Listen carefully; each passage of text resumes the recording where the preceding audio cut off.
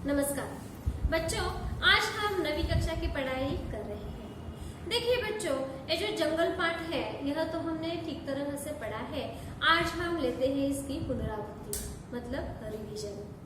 जंगल इस पाठ में हमने देख लिया कि किस तरह से लेखिका ने हमें समझाया है कि ये जो प्राणी मात्रा है, प्राणी मात्राओं पर हमें दया दिखलानी आवश्यक है। ये जो प्राणी होते हैं इन्हें हम हमारी खुशी के लिए घर में पालते हैं, लेकिन असल में वे खुश रहते हैं जब उन्हें आजादी मिलती है तब। हम सभी आजादी चाहते हैं, स्वतंत्रता चाहते हैं, तो हमारी तरह ही वे भी जीवित हैं, तो वे भी स्वतंत्रता ही चाहते हैं। यही इस पाठ से हमें बताने की लेखिका ने कोशिश की है। यहाँ पर बच्चों हमने देखे थे अनिमा रीडर है, साथ ही साथ तविशा है, शैलेश है, पीयूष है, और इन सभी का जो परिवार का प्रमुख है वह है कौन?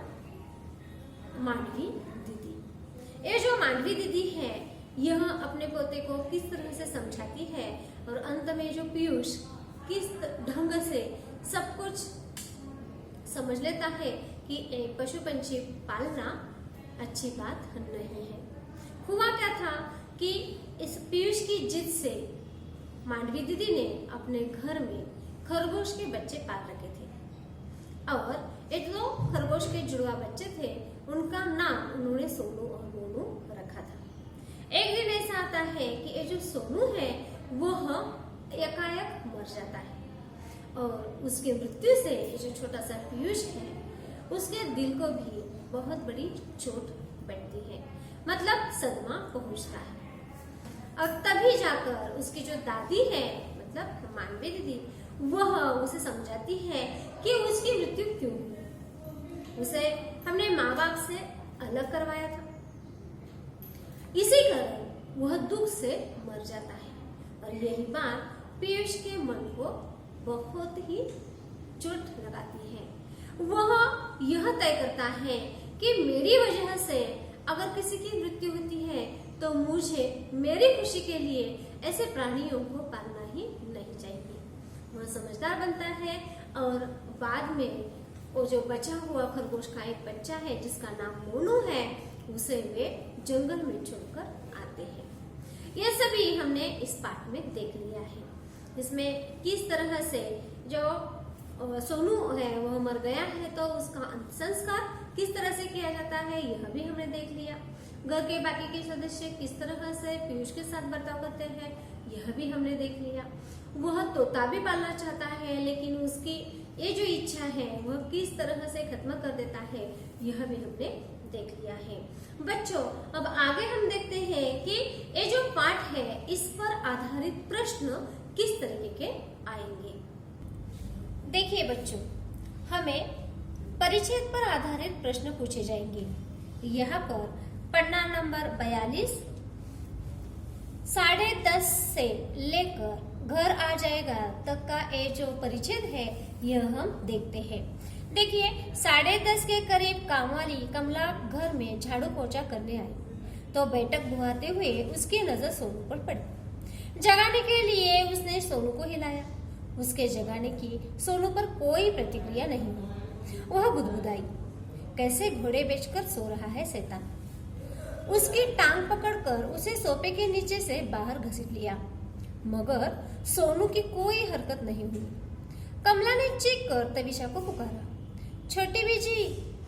तविशा अचेत सोनू को देख घबरा गई। गोदी में उठाया तो उसकी रेशम सी देह हाथों में टूटी कोम्पल से झूल गई।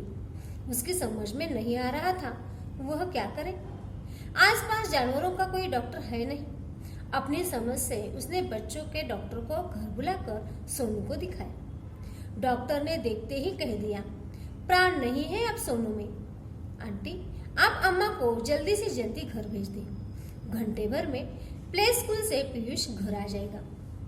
देखिए बच्चों, यह परिच्छेद तो हमने अच्छी तरह से पढ़ लिया। अब देखते हैं इस पर किस तरीके के प्रश्न आते हैं। देखिए बच्चों, प्रश्न कैसा होगा? निम्नलिखित परिच्छेद पढ़कर सूचनाओं के अनुसार कृतियां कीजिए। पहला जो प्रश्न होता है वह आकलन पर आधारित होता है, दूसरा प्रश्न होगा वह भी आकलन पर ही आधारित होता है, तीसरा प्रश्न जो होता है वह ग्रामर पर होता है और चौथा स्वमत अभिव्यक्ति होती है। देखिए यहाँ पर प्रश्न किस तरह से पूछा गया है। पहला है आकलन कृति, आकृति पूर्ण कीजिए। देखिए नंबर 1, झाड़ू पोछा करने आई। अभी जो हमने परिचय पढ़ा है उसमें इसका उत्तर है।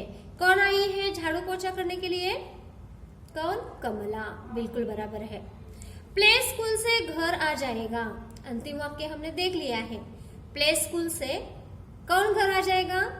पीयूष, तो वहां पर पीयूष लिखना है। घोड़े बेचकर सो रहा है। कौन सो रहा है? कौन सोता है? सोनू। चौथा देखिए, घर बुलाकर सोनू को दिखाया। किसे घर बुलाया और सोनू को किसे दिखाया? बच्चों के डॉक्टर को, क्योंकि वहां पर जानवर के डॉक्टर थे नहीं, इसी कारण बच्चों के डॉक्टर को दिखाया है। अगला प्रश्न देखिए, विधानों के सामने सत्य असत्य लिखिए। विधानों के सामने सत्य असत्य लिखिए। पहला है देखो, तविषा अचेत सोनू को देख घबरा गई। सत्य है असत्य? सत्य है, तविषा घबरा गई थी। दूसरा है, मोनू सोफे के नीचे सोया था। मोनू सोया था या सोनू? सोनू सोया था, इसी कारण यह वाक्य गलत है। बराबर, इस तरह के प्रश्न बच्चों वहां पर होंगे। तीसरा प्रश्न देखिए, कोष्टक में से सही विकल्प चुनकर वाक्य फिर से लिखिए। पहला है, बैठक गुहारते हुए कमला की नजर मोनू पर पड़ी, सोनू पर पड़ी, पीयूष पर पड़ी। किस पर पड़ी? सोनू पर पड़ी, क्योंकि बैठक के नीचे कौन सोया था? सोनू। असल में वह मर ही गया था। दूसरा देखिए, आप अम्मा को जल्दी से जल्दी डैश डैश खाना दे दे, कक्षा में भेज दे, घर भेज दे। कहा? घर भेज दे। इस तरह के बच्चों इस पर आधारित प्रश्न आएंगे। और अंतिम प्रश्न होगा स्वमत पर। अब इस पर हम स्वमत पूछ सकते हैं। पालतू प्राणियों के बारे में आपके विचार लिखिए। आप अपने विचार लिख सकते हैं। देखिए बच्चों, हम दूसरा एक परिच्छेद देखते हैं, पन्ना नंबर 44। कैसे हाथ पकड़ लिया था, इससे लेकर कौन साफ करेगा। देखिए, कैसे हाथ पकड़ लिया था पीयूष ने। घर में वह भी खरगोश पालेगा, तोते का पिंजरा लाएगा। तविषा और शैलेश के संग महरौली शैलेश के मित्र के बच्चे के जन्मदिन पर गया था पीयूष। उन लोगों ने मंझोले नीम के पेड़ की डाल पर तोते का पिंजरा लटका रखा था। जालीदार बड़े से बांकड़े में उन्होंने खरगोश पाल रखे थे। पीयूष को खरगोश और तोता चाहिए। तविषा और शैलेश ने बहुत समझाया। फ्लैट में पशु पक्षी पालना कठिन है, कहाँ रखेंगे उन्हें? बालकनी में। पीयूष ने जगह ढूंढ ली। तविषा ने उसकी बात काट उसे बहलाना चाहा। पूरे दिन खरगोश बांकड़े में नहीं बंद रह सकते, उन्हें कुछ समय के लिए खुला छोड़ना होगा। छोटे से घर में वे भागा दौड़ी करेंगे, शूशू छिची करेंगे। उनकी टट्टी पेशाब कौन साफ करेगा? दादी करेगी। दादी पढ़ाने कॉलेज जाएगी तो उनके पीछे कौन करेगा? यहाँ तक हमने यह परिच्छेद देख लिया है। अब देखते हैं इस पर किस तरह से प्रश्न आते हैं। देखिए बच्चों, प्रश्न कैसा होगा? निम्नलिखित परिच्छेद पढ़कर सूचनाओं के अनुसार कृतियां कीजिए। पहली कृति है आकलन कृति। आकृति पूर्ण कीजिए। पीयूष के परिवार के सदस्य। देखिए, पीयूष के परिवार के सदस्य, यहाँ पर पीयूष की अम्मी ऐसा एक ब्लॉक में दिया गया है। 2 ब्लॉक यहाँ पर हमें जवाब लिखने हैं। यहाँ पर क्या उत्तर आएंगे? पीयूष की दादी और पीयूष के पापा या पिताजी। मतलब पीयूष के परिवार में कौन कौन है? पीयूष है, उसकी अम्मी है मतलब माँ है। अब यहाँ पर दादी और यहाँ पर पिताजी आ जाएंगे। समझ गए बच्चों? किस तरीके से ये जो परिच्छेद दिया है उसी परिच्छेद में से ढूंढकर हमें यहाँ पर उत्तर लिखने हैं। अगला देखिए दूसरा, परिच्छेद में आए एक पशु और एक पंछी का नाम। दो यहाँ पर आकृतियां दी गई है। यहाँ पर पशु का नाम पहले हम लिखेंगे, पंछी का दूसरे में लिखेंगे। पशु कौन सा है? खरगोश है, और पंछी तोता है।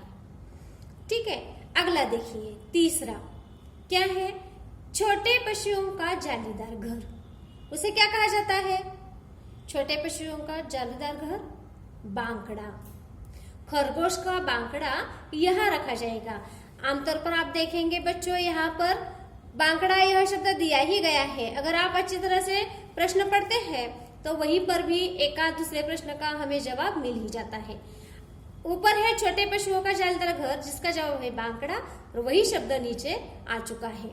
खरगोश का जालीदार, खरगोश का बांकड़ा यहाँ रखा जाएगा। कहाँ रखेगा? पीयूष ने झट से उत्तर दिया था, बालकनी में।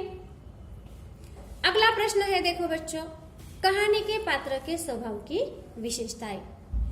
अब यहाँ पर जो भी पात्र है, पीयूष कैसा है, तविषा कैसी है और शैलेश, इन तीनों के जो स्वभाव विशेषताएं हैं यह आपको लिखने हैं। देखिए, पीयूष का स्वभाव कैसा है? अबोध है, पशु पक्षी प्रेमी है। यहाँ पर आप लिख सकते हैं। तविषा कैसी है? आज्ञाकारी बहू है, प्यार करने वाली माँ है। यह आप यहाँ पर लिख सकते हैं। शैलेश कैसा है? शैलेश मांडवी दीदी की सभी बातें मानता है, इसका मतलब वह एक आज्ञाकारी पुत्र है। इस तरह से बच्चों परिच्छेद पर आधारित प्रश्न आ सकते हैं। इस पर स्वमत ऐसा हो सकता है, क्या पशु पंछियों को पालना उचित है? आप अपना जो मत है, अपना जो विचार है वह लिख सकते हैं। बच्चों, इस तरीके के प्रश्न इन पाठों पर आ सकते हैं। किस तरह से परिच्छेद पर प्रश्न छुड़ाते हैं यह हमने 2 परिच्छेद लेकर देख लिया है। अगले परिच्छेद ऐसे ही आपको लेने हैं और इसी पर आधारित आपको प्रश्न छुड़ाने हैं। आपको अच्छी तरह से समझ में आ गया होगा कि कैसे हम लिख सकते हैं। धन्यवाद।